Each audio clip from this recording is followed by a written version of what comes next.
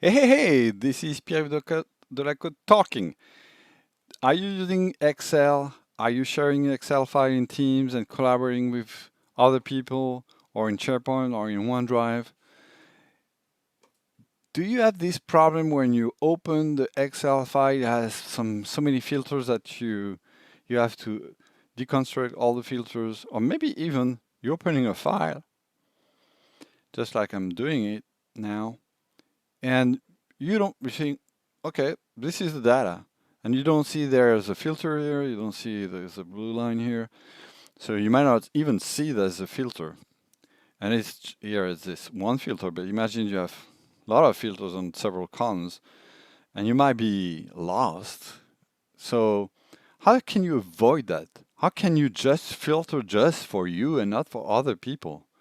Actually, there's a new feature in Excel in the View tab. In the View tab, there's what they call Sheet View, and sorry for the accent if it's confusing, but in Sheet View, you can create your own sheet view. That's what I did. So for example, I'm going to show you the critical view is here with just critical. The daily view is here. The sometimes view is here. So you can create your own view, and when people will join, they will join the default. So the default, I guess you should have no filter, and then create a view for all your filters. Maybe you have different filters you want to apply to see different things at different times. So to create a new view, you just have to create your new view. It creates a temporary view. You can say, okay, this view, I'm going to call it, um,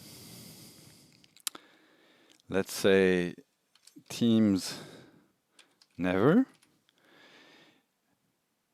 I'm going to do my filter. I can save. I can do my filter. I'm going to select Teams Never.